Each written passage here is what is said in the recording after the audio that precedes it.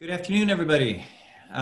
This is the April 10th edition of Music Cities Together Live. This is Michael Bracy from the Music Policy Forum, greeting you from just outside Washington, D.C. We are thrilled to have you today. We're thrilled to have you every week. We have a wonderful group of guests that we're super excited to be talking to shortly. And we have really kind of a phenomenal group of attendees and participants in today's show. So we're excited that you've chosen to spend some of your Friday with us, and we're really looking forward to today's conversation. Again, for those who are new to this, Music Cities Together is a project or a partnership between the Music Policy Forum and Sound Music Cities. It is focused on the whole notion of how do we create and work towards more efficient and effective and stronger local music ecosystems. It's a project that had been in the process of kicking off before we had the crisis and the shutdown, and certainly is sort of accelerating in terms of our work in the midst of what we all are dealing with. We're going to start with some housekeeping and just some updates from Washington and some general thoughts about where we are at this moment in time with this crisis and what's moving forward and what we're hearing. Certainly, obviously, hard times and a very difficult week for all of us, a very difficult week for the music community. Also, a little bit of an exhausting week, a lot of Zooming. So thanks for doing one more Zoom at the end of the week, but a lot of Zoom conferences, a lot of phone calls, a lot of strategizing, checking in. A lot of entrepreneurship and the idea that we're all making this up as we go along, as we think about, again, the interconnected nature of this crisis, the public health element of it, the immediate short-term needs around relief and recovery funding, and then what is it going to mean to reopen? What does it mean looking forward when we get to the next stage of this crisis? What do we need in terms of policy? What do we need in terms of funding and resources? How does this all going to work? A little bit about the show. Again, this is a conversation about music and cities and policy. Today, we really wanted to turn the focus towards working musicians and advocates for musicians to really do a check-in, to really hear what people are thinking, what they're experiencing, what they're concerned about, kind of where their head and their heart is at this moment. I want to be really clear, this show is not for everybody. If you are in the show and are watching for a little bit and you don't like it, by all means, don't feel like you need to stick it out. This is fairly niche what we're doing here, but we're proud of that. In terms of structure, if you have questions, we're going to take them by email again, and that's going to be at musicpolicyforum@gmail.com. Again, musicpolicyforum@gmail.com. I'll be monitoring that throughout the hour. And try to weave some questions from the audience throughout the presentation. We are going to post this program on YouTube. So if there's something that you liked or you enjoyed or thought was helpful for your colleagues, you'll be getting a copy of the link hopefully this weekend that you can share. And the other two programs, or the last two programs that we've done, also are on YouTube, featuring people like Mark David from Music Venue Trust and our Music Policy Forum colleague Quenda Confense and Don Pitts from Sound Music Cities and Linda Gadegas from the City of Denver and Kate Becker from King County. So all those interviews are available on YouTube, and certainly they're a good resource if you're interested in looking back at the archive. A couple of things we want to point out in terms of where we are and where we're headed in the mess. First, I do want to flag or reiterate that the Music Cities Together COVID-19 study tool is out there and available. If a number of cities are using this free resource as their tool to try to document what's happening in their music community with the shutdown and try to get some quantitative numbers. Again, that resource is available at musiccitiestogether.com. And there's sort of a FAQ or a guide to how you and your community can use that resource tool. It's been put in the field in a number of cities, including Austin and others, which I'm losing track of exactly who has put it in the field. So I'm not going to quote other cities because I don't want to get that wrong. But the response has been fantastic. So thank you for your reactions and your response. In terms of my hometown, as everyone on this call probably knows, the CARES Act is in the midst of being implemented, which means the potential of unemployment relief for freelance workers and music workers who have been laid off. It includes the potential of small business loans. We are hearing a variety of reports from the field in terms of how challenging it is to access those resources. And we know that there's a lot of information and a lot of, there are a lot of webinars, there's a lot of web resources. A couple that we'd like to point you to immediately, there's kind of a holistic resource that many members of the music community have pulled together at musiccovidrelief.com. Again, musiccovidrelief.com, that, you know, to their credit, are doing a fantastic job of just trying to aggregate storytelling and resources and links in terms of the macro picture. The Future Music Coalition, my old organization, has built they're crowdsourcing basically an unemployment tracking spreadsheet as a Google Doc. And it's something that's being updated in real time as people in states across the country are adding their own experience with navigating unemployment insurance or unemployment relief. That is a fantastic resource.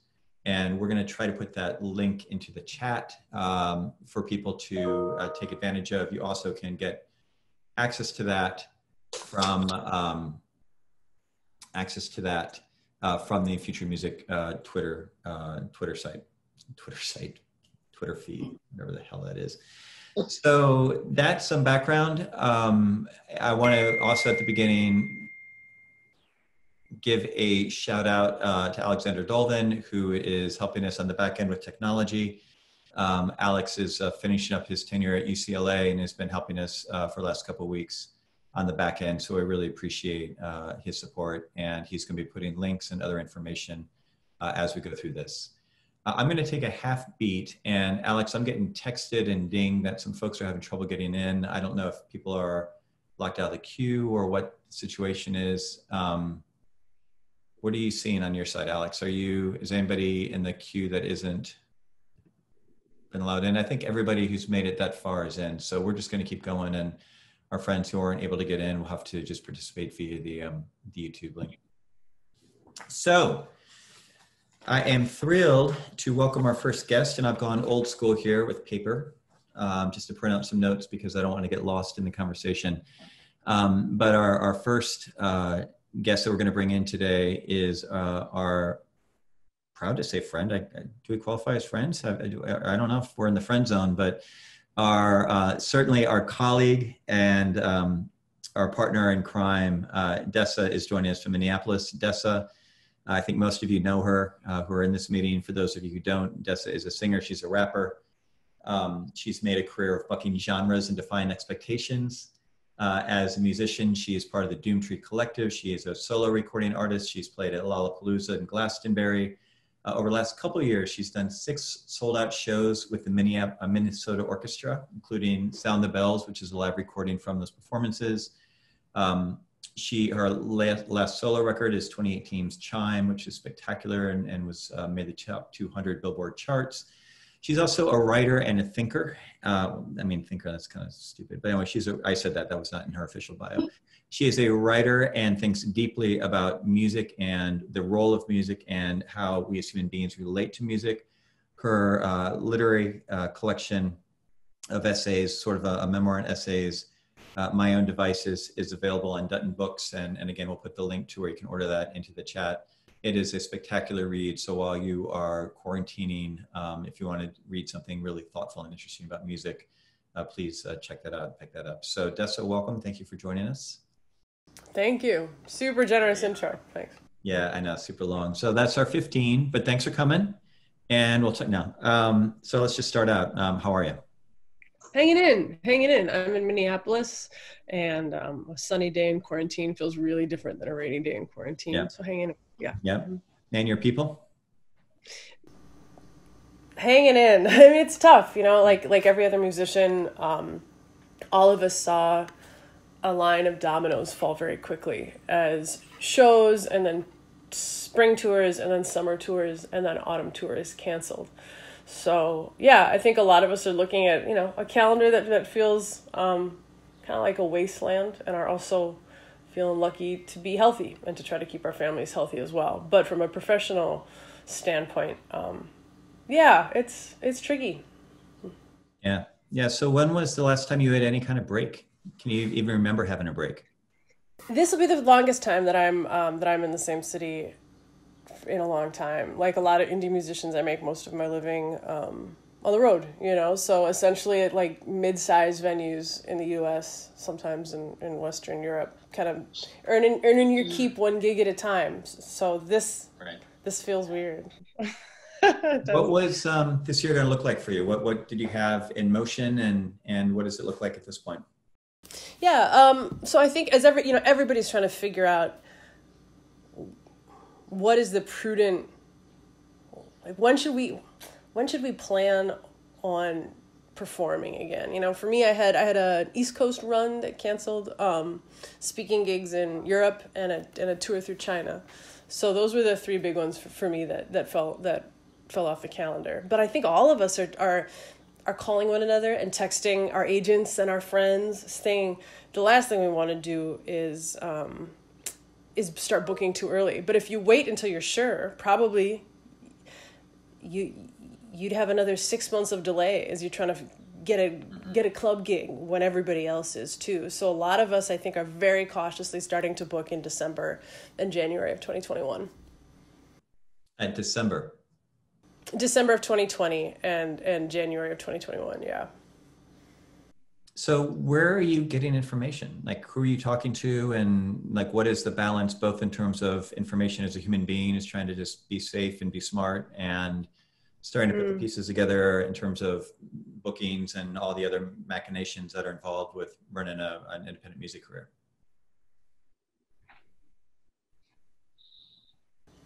Yeah, I would say as a human being, I probably never consumed as much news and as voraciously as I am right now. So a lot of podcasting. I like The Daily by the New York Times. I check out the BBC news every day. They've got a nice little kind of bite-sized edition, you know, for kind of the world perspective on Corona.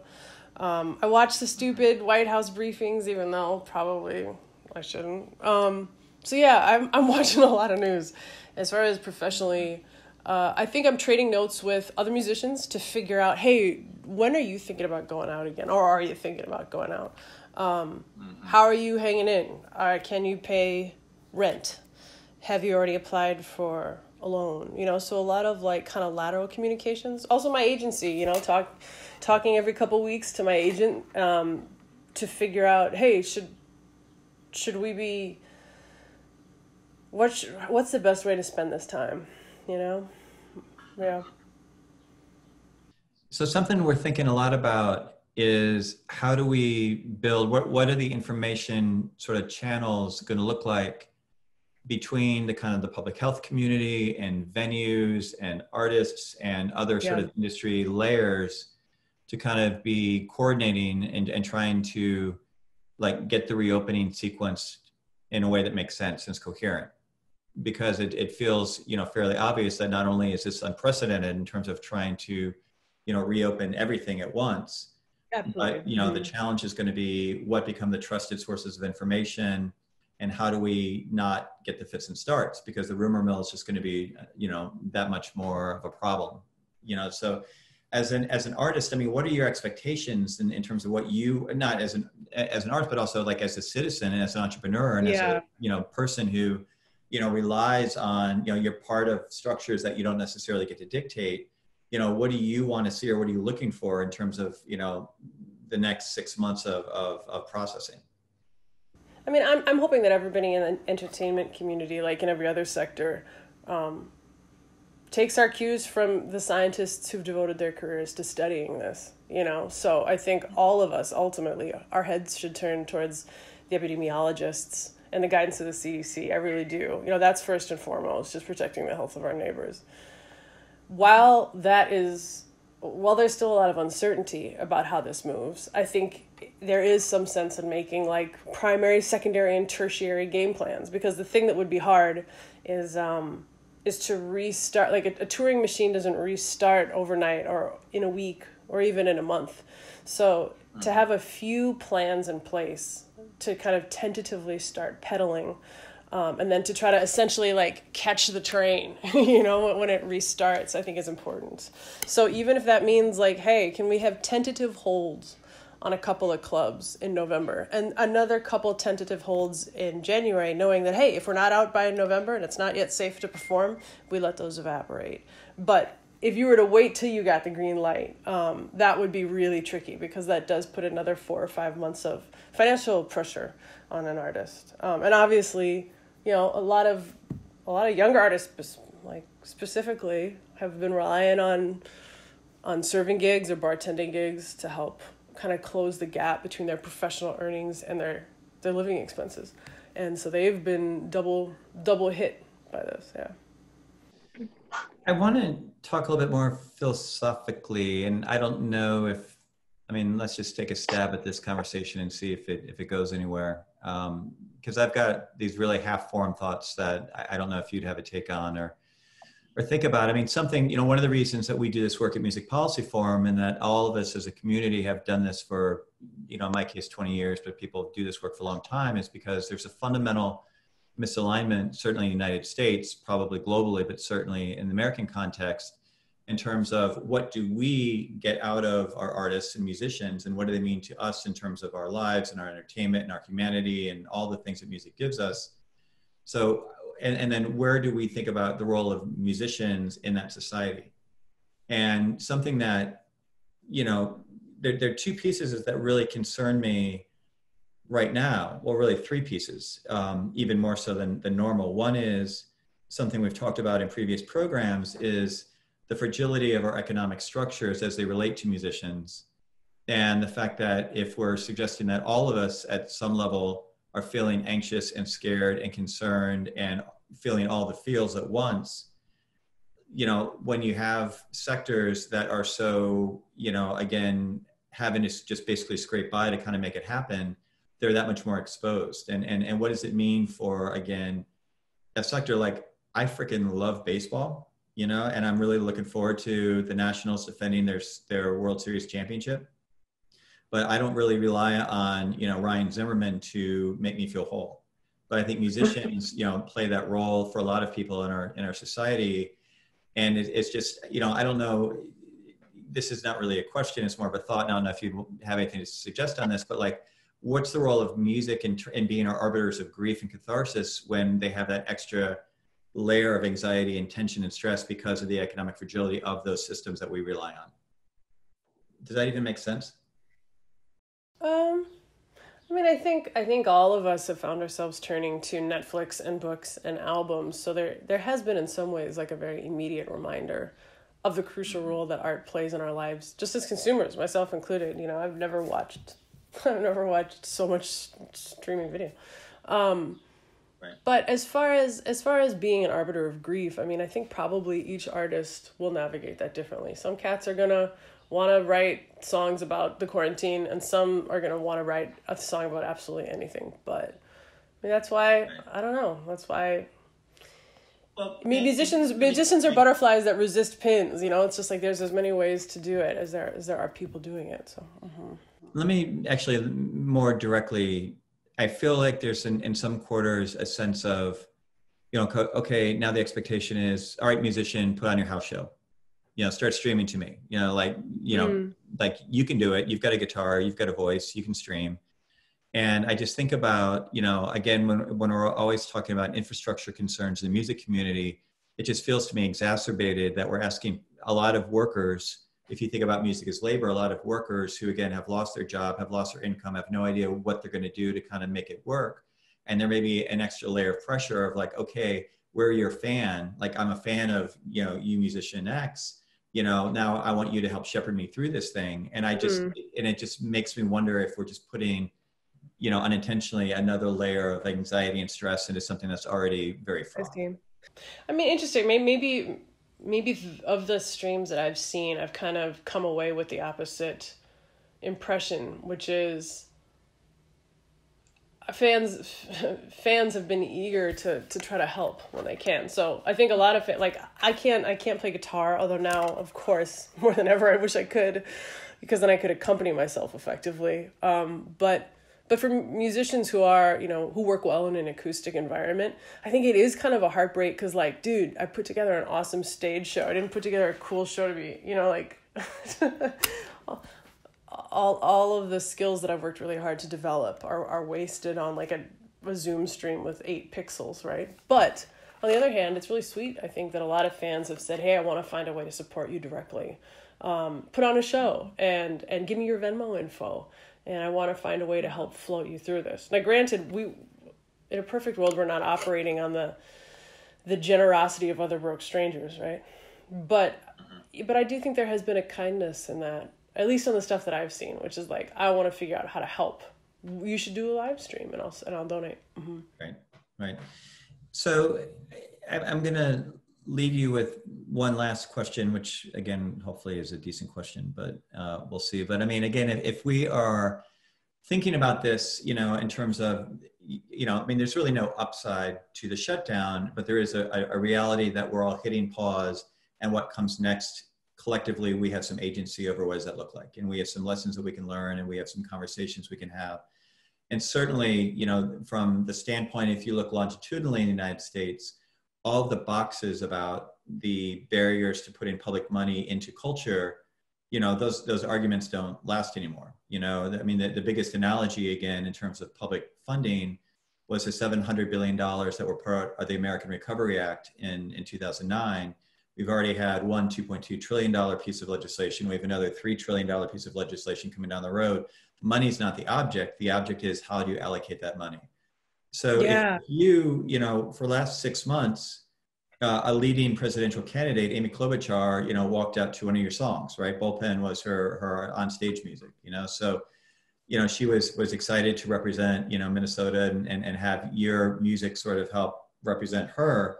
What would you say to someone like Amy Klobuchar if we're thinking about, like, what does it mean to think big and start from scratch about what, are the big, bold things that we could do? And I'm not asking for policy solutions. I'm just asking for, like, framing. Like, what would you say to, like, a Senator Klobuchar at this moment? I mean, first of all, I think I've been surprised and heartened by the fact that contracted workers have been included in a really purposeful way in the economic relief packages that have passed and that are being discussed. I mean, I think it was in 2018, I think it was a Pew survey. It was like 36% of Americans participate in the gig economy. So we have a really dated impression of what employment actually means, right? We imagined this kind of fringy 1099 crowd, with facial piercings. Like, it's a huge part of our culture, not just for musicians, not just for the creative class, but for all the people we're relying on right now. A lot of Uber drivers and Lyft drivers and stuff. So I was really excited about that. And then I think music education, trying to figure out what it means to be a full human being in the world isn't only what it means how to extract a paycheck from the jungle of the world. A charitable and sensitive understanding of one's position in the universe is fostered in part by supporting a good liberal arts education. Awesome. Dessa, thank you so much. Hang in there. We appreciate your time. All right, let's turn to New Orleans. We are really excited to be joined by a couple of colleagues there. We've got Ashlye Keaton from the Ella Project and the Music Policy Forum Board, and Jan Ramsey from OffBeat. Are you guys with us? Good. There you are. There you are. Sure. Thanks for having us. Of course, yes. Of course. So we're going to kind of go around the horn a little bit with both of you. Obviously, New Orleans is a city that's near and dear to all of our hearts and has really been at the center of music policy conversations forever, sort of as a interesting and sort of unique community where Indigenous and community-based music has been so central to the identity of the city, the identity, frankly, of the country. And there's been all the structural challenges about where does that music fit into the broader economic picture and the broader policy picture and all the changes happening in the city.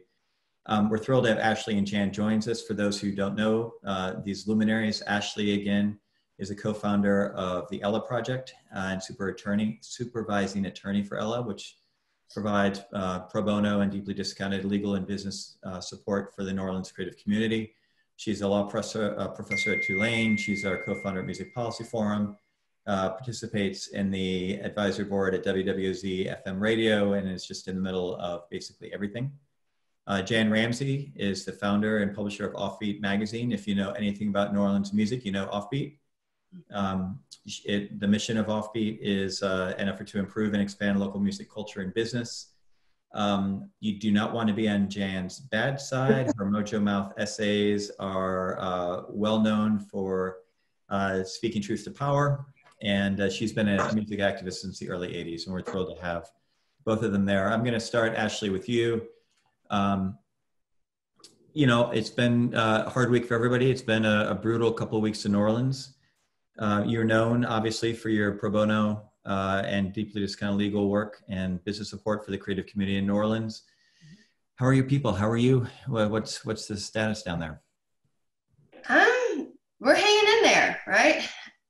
It's been hard. I mean, we're a very social city. You know, we're probably America's most social city. So telling us all to stay inside, I mean, you know, I think everyone wants to do the right thing and has been. And it's been kind of amazing and heartening to, you know, observe, because it's such the opposite of what we're accustomed to. So on the one hand, you know, we're adapting to just the exact opposite end of the spectrum of our norms. And then, you know, we've lost a lot of people. I was just Zoom consulting with my last client. So we're continuing to host weekly legal clinics. And I'm obviously on the phone with clients every day.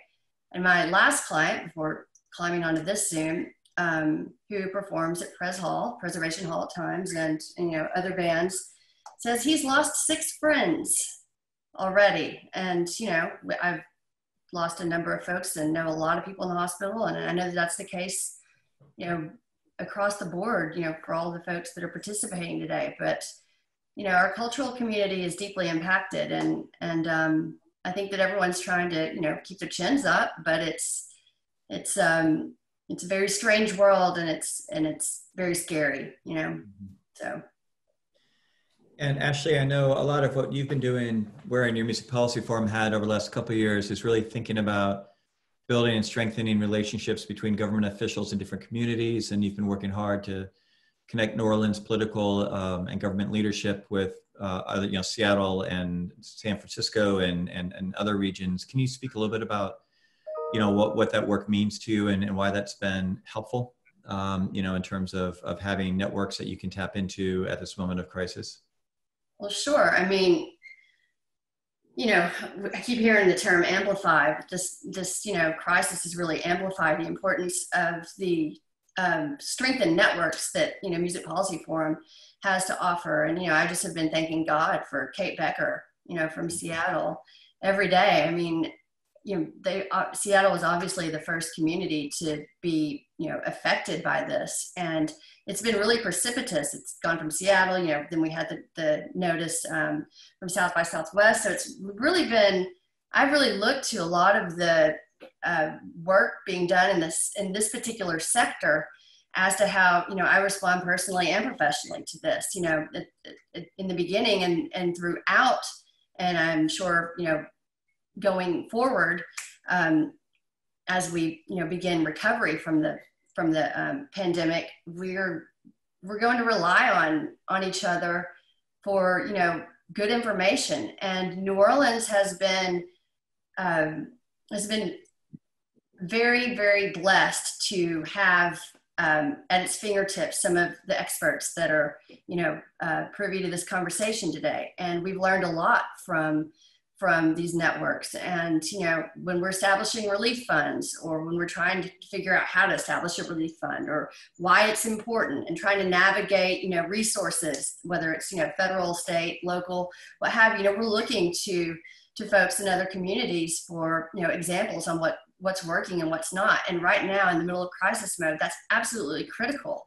And like I said, I keep thanking Kate Becker. I also feel a little sorry for her, because she's the first one to experience this, but I know that she's super smart. So we're thankful that, you know, she is the one that's kind of, you know, led the blazing trail. Yeah. But yeah, I mean, I've reached out to many of you on a somewhat hourly basis, Michael on a nanominute basis. So it's been very important. And I've relayed a lot of what I've learned to, you know, the folks in our mayor's office and in city council and other city agencies. So thank you for that.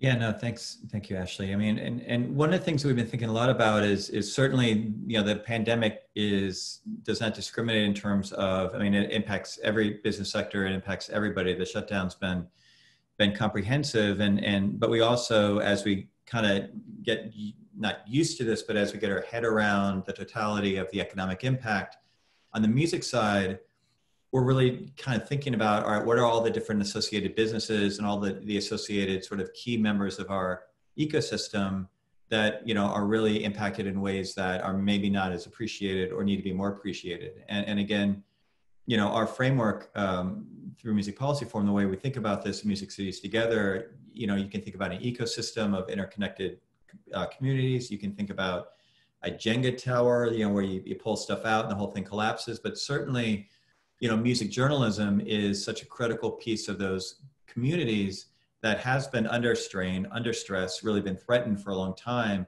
And, you know, I think there's great concern, certainly I feel great concern that, you know, the shutdown is having a particularly, you know, difficult effect on our music journalists, which, by the way, are exactly the people that we need, because they're the institutions and organizations and leaders who understand our communities and can create context around them and help us understand and decipher what's happening in our town. So why don't you take it away for a little bit, but let's bring Jan Ramsey in. I know you and Jan have some questions you wanted to talk to Jan about. Yeah, well, Jan, why don't you tell everyone about OffBeat? What's OffBeat's role in New Orleans? Well, OffBeat was really created to try to develop and enhance the music community through music businesses and obviously musicians, because musicians are the basis of, you know, of our music. And I discovered over the years and really kind of knew this at the beginning, that while music is considered to be integral to New Orleans identity and our cultural identity for sure, it is not respected as an economic force. And the longer I've been doing this, the more that I see that music, for some reason, and I think I know why, always gets shoved to the kind of the back burner.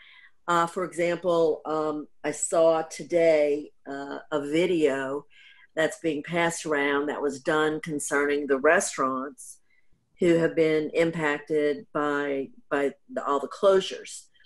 And, you know, it was one of these things where, oh, the poor restaurants and, oh, the poor workers. And, you know, and I think to myself, what about the video about all the musicians who live from, you know, gig to gig? What about all the venues and the festivals that, you know, are now basically out of business? Mm-hmm. And nobody really talks about them in terms of, you know, having some visibility, which continues to annoy me. Right. I mean, well, I live in a music bubble, but still, you know, I mean, music is still not taken seriously as an economic part of the economic makeup of the city, and it should be. It should be. That's one of the things that we try to do. We're always trying to put music out there.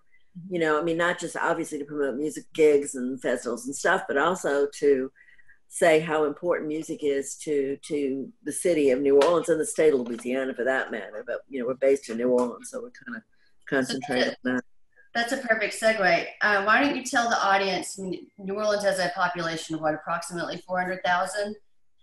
Yeah, metro area is like over 1 million, but I mean, we get... How many music venues are in your daily listings, and how many of those music venues have more than one performance? So when you're talking about the economic engine that music brings to the city, I mean, you know, we have a lot of cities represented here. I think that the audience would be curious to know, I mean, how many on a Monday night, you know?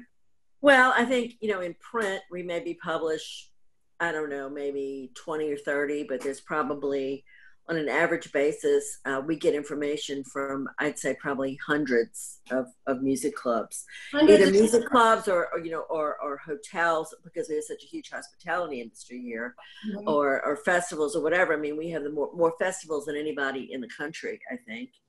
Mm-hmm. We have a lot of music, and when everybody was talking about Austin being the live music capital of the world, which is a headline that they created for themselves, everybody in New Orleans laughs, because we have more live music, I think, than anyone. But our job is to let people know, local people, obviously, but all the visitors that come here too, about where the music is. I mean, that's part of what we do.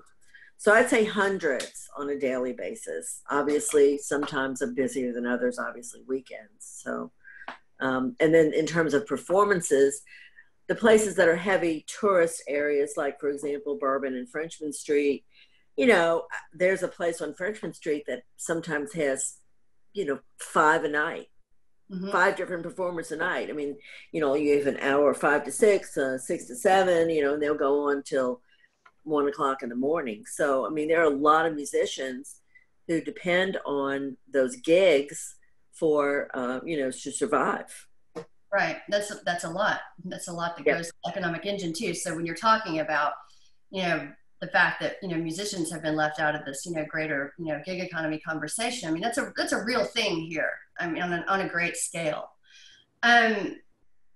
What do you see are the greatest needs for musicians and music venues? Well, obviously right now, what resources are available, and where do we need to fill in the gaps? Well, all the performance venues have the ability to try to get funding through small business loans, et cetera. But, of course, those are loans, you have to pay them back. I mean, we're in a similar situation with, we're based around live music. And if there's no live music happening, what do we do? Well, I mean, it's also, in terms of an economic scenario, the content, where's the content, but we also don't have any advertising, which is how we survive. And, everybody, it's obviously an effect where it goes from the lack of musicians performing, and it's a ripple effect. Now the musicians in some ways are very lucky and empowered, because they have the ability, as Dessa was saying, to live stream. And the musicians here have jumped into that full force. And I've been told, for example, that a certain musician that I know that is live streaming gets obviously get some donations while they're performing or after they're performing. Now, whether or not that money is going to continue for a long period of time is questionable. And these are, we have so many pieces and parts of the puzzle here, the music puzzle, and Ashlye knows this better than I do. I mean, we have performing musicians, and then what we have are what we call culture bearers, people who are in social aid and pleasure clubs and Mardi Gras Indians and jazz funerals and, all those kinds of people. And they all, depend on money from gigs to survive. So, I mean, it's a huge puzzle here. And, I think that the city has done some things through their cultural economy office to give people resources. There's a whole other conversation we could have about music policy regarding the city, but this may not be the time to do it. I have a lot of opinions on that. We need a few days. We need a camping trip and a lot of whiskey. Yeah, exactly right. But there are a lot of people. I think that the music businesses are kind of slipping through the cracks, and not just the businesses, that the venues. I'm talking about, the guys who are the doormen, at a club, or a bartender, or somebody who does sound, or a booking agency, or lighting, or, all the people that work at the festivals. I mean, they don't have any money coming in. Right. It's important. I mean, we lost our 2 biggest festivals in the spring, which tends to put everybody in the music business in a good position to get through a really long, hot, nasty summer, get us through to October, and those are gone now. Mm-hmm. So what's going to happen to us, even when music starts up again, and we don't know, live music, we don't know when that's going to be. I think that it may be what Dessa was saying earlier about getting back up and running in December, January is probably about true. I mean, I talked to a guy with, we have a Live Nation office here, and they said they had canceled everything. They weren't even thinking about June in the summer. They're thinking about the fall. And if we're lucky enough to get, I mean, we need testing and vaccines, obviously, to keep everybody safe. So we're kind of, we don't know where we are. We really don't know. And everybody's doing the best that they can to stay not only alive and make some money, but also just get some exposure, because you need that too. Okay. Well, since we just have a couple of minutes left, I want to ask you 2 more quick questions. So in the context of recovery, can you compare the current pandemic to Katrina?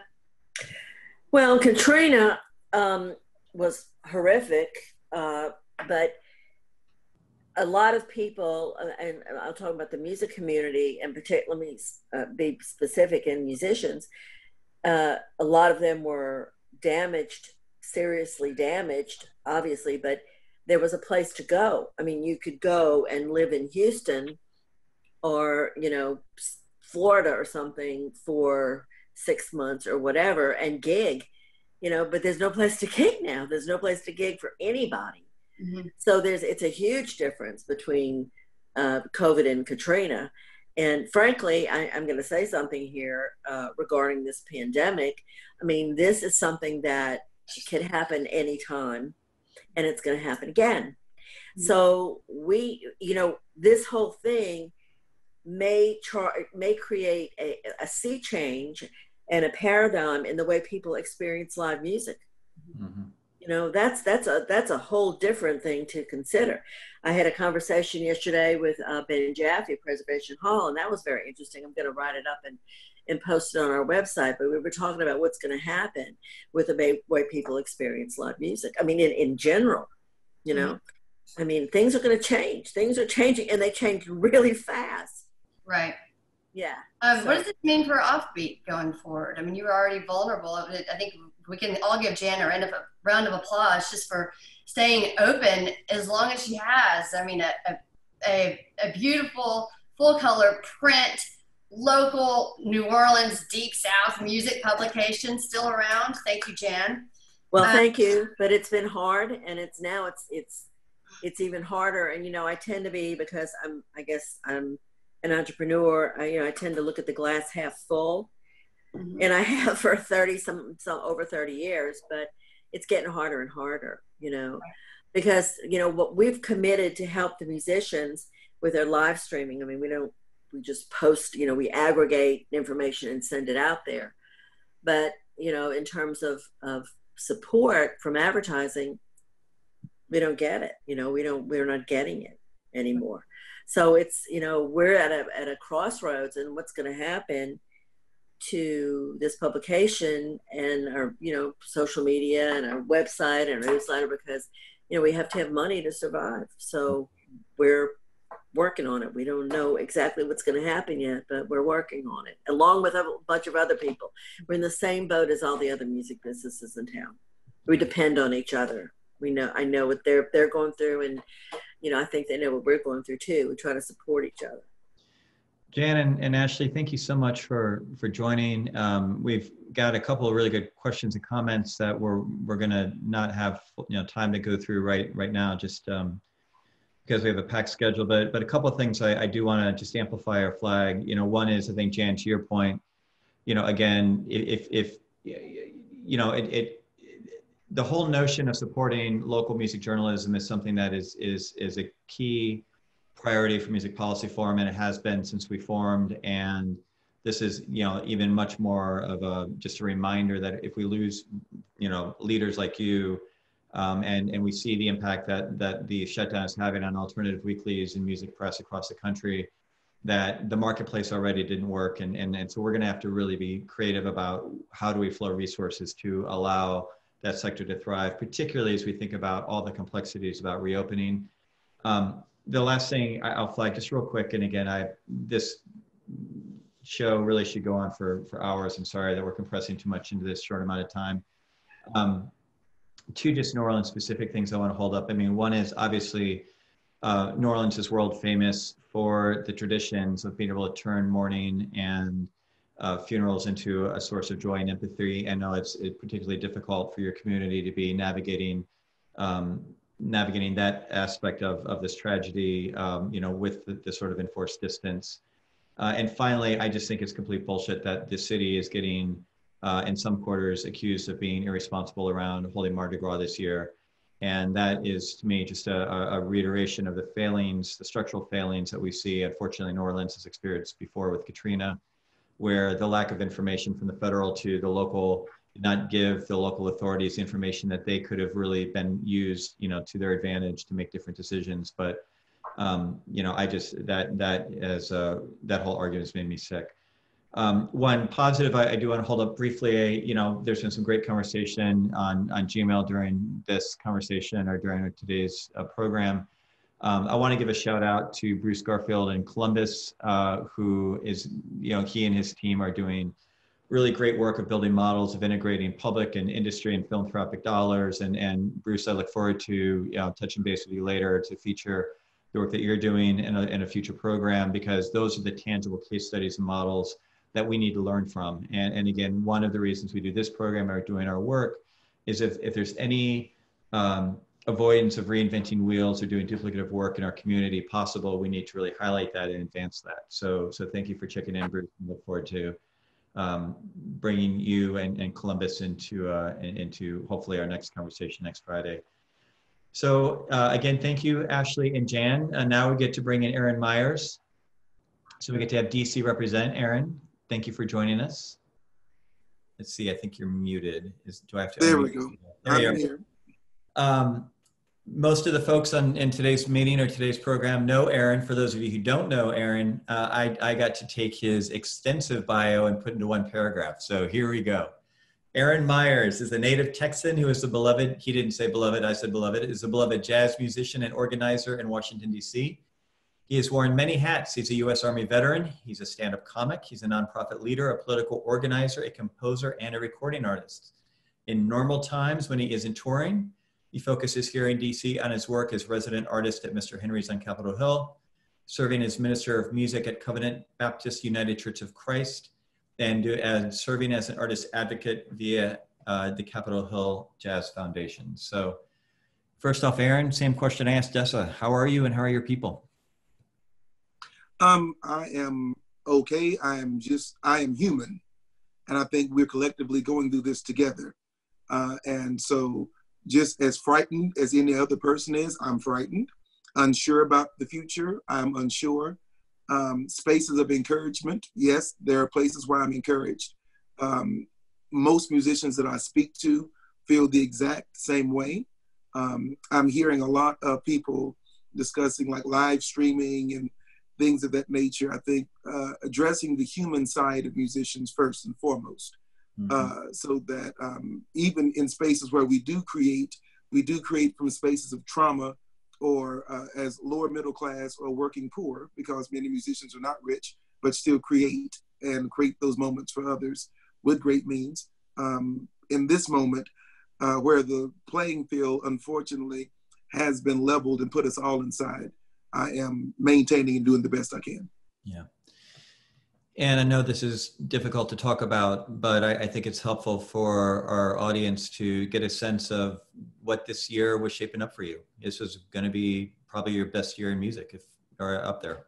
Yeah, this is I don't have an agent or manager. I'm an independent artist, but I am a headliner, and I put in some time.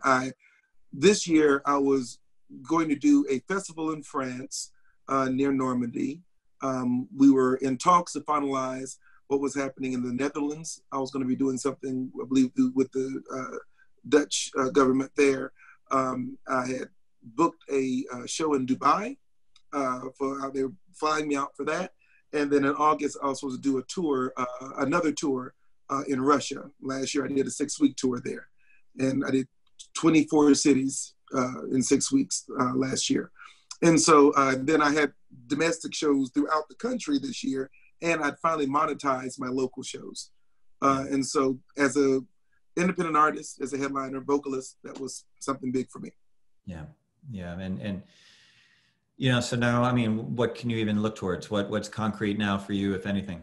No, nothing's concrete. I still am the ministry of music of my church. So I do Zoom music through worship, and that doesn't sound good.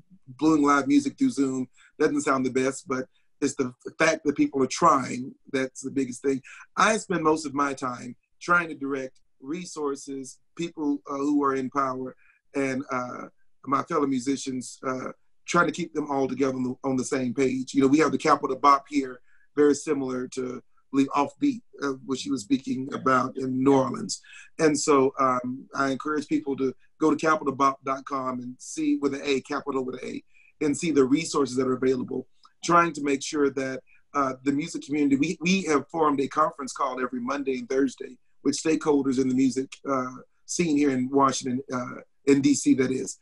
And 1 o'clock every Thursday, and we are sharing information, understanding what relief efforts are going on. I chair the Capitol Hill Jazz Foundation, so please go to the CapitolHillJazzFoundation.org with an O. We already sent out relief to about 43 musicians this past Monday. One of those musicians responded and said that he was preparing to go and busk had we not sent the money, because he still needed to pay his rent. This is the first time in history where musicians have been recognized as people who can register for unemployment insurance and independent contractors, sole proprietors. However, many of the states are not prepared yet to receive us. So for most musicians, it's been 5 weeks since they've had a gig. That means if you live from gig to gig, in 5 weeks, you've not had a source of income. So you have really been going off the kindness of others, putting yourself in danger to do maybe a trio or a gig, or reaching out to your network to see what support you could get. And just a side note for people who are not in the DC area, as a special little present to the district and the CARES Act, the Senate put in legislation that basically said that the formula that would allocate funds counted DC not as a state, which traditionally is how they are thought of in terms of formula funding, but as a territory, which meant that DC got roughly half the funds that they should have gotten under regular order in the CARES Act. So that was a special little gift from our friends in the United States. Wrapped up in a bow. There we go. Yeah, yeah. But I mean, but it has an impact, right? Because again, musicians, like all other workers, are trying to get resource and trying to fight there. And if the community has, you know, half the resources they should have gotten, then that's that much harder. Well, what's important is that there are relief efforts, like we have, you know, the Capitol Jazz Foundation. We offered micro grants to 40-something musicians. There's another nonprofit that focuses on senior citizens that are also musicians. They are offering grants, micro grants as well. We have a larger DC area musician, a benevolent fund on GoFundMe that's sponsored through Westminster Church. They're offering grants as well. But it's important for government officials to create policies and relief packages now, so that nonprofits, the small nonprofits specifically, know that they're only making up the gap. Those spaces where musicians who may not have paid their taxes, those musicians who may not be documented workers, those musicians who may not have the profit and loss statements, those musicians who cannot present certain paperwork, they know where they can go in the extreme positions. I'm a full-time musician. And so, you know, I'm doing a lot of this to keep kind of busy, to keep from losing my mind, but also knowing that these things must be done if I want to survive. I think it's important for all of us to switch to a long-term mindset, knowing that this relief is not going to only be for a month or two. Nonprofits are going to be going back to their donor bases again in July and again in September to get some support. If you've given out rounds of relief, this is only your first round. You're going to have to offer it again, which means governments, municipalities, counties, states, and of course the federal government must do their part to fill in that major gap. Okay, and it's important, the victory that we now can apply for unemployment insurance, something that musicians have fought for since the beginning of the program itself, I think, and other countries have already done. I think we must fight afterwards to keep it, to make sure that musicians can get that, so that if a club closes down, not only the waiters, waitresses, cooks, and cleaners are considered as the loss of the job, but the musicians can look at that as a loss of a job, and it can incentivize clubs to pay and document the money that they're paying musicians, so that we can remove ourselves from just the cash gig economy where we're frightened to pay taxes at all, because if you report the club that's been, or restaurant that's been paying you, that really is only giving you cash, you don't want to put your own place where you work in jeopardy. So there's good spaces. There are good gems to be taken out of this, but we must, and I encourage everybody, whatever community you're in, get a weekly conference call or something together with every member of your ecosystem, the presenter, the nonprofit, the performer, everyone around, okay? And once a week, get together to make sure you're not duplicating efforts, that you're assisting each other, and that you're thinking long-term, because there will be a new normal. We will have to embrace it. And I think we can be a part of shaping that solution and being a part of that reality if we organize now and doing it. Right. No, I think that's so critical. And I want to kind of build off of something you're saying and something we touched on earlier with Dessa, and just to amplify that a bit again, part of the structural challenge of the music economy, and part of the work that you've been doing and your colleagues in DC have been doing for years, is, this notion that there's all this money awash in our society, in our economy, and music is always sort of adjacent to that. And music typically is not thought of as being in the middle of that conversation.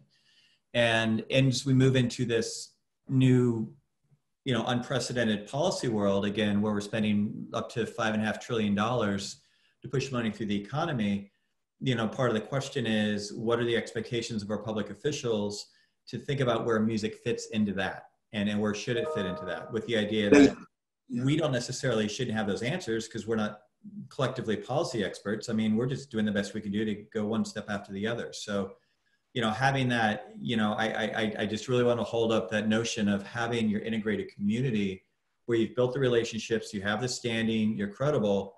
And then, the way policy typically works, in my experience, is oftentimes it's up to the advocates to frame the problem. It's up to the policymakers to say, hey, would this be a solution? So, but your advocate, I always say advocates not only should frame the problem, but should come to the table with the solution, the best solution as you see it. Because normally when you go to the politician, they may not even realize it's not on their purview that it's a problem to begin with. And because they're not aware of your community, they don't want to go through the hard work sometimes of figuring out what is your community defined as. Having some solution you can bring to the table, like Shirley Chisholm would say, if you, sometimes you have to bring your table to the table, Yeah. But I say bring a meal too, bring that solution with you.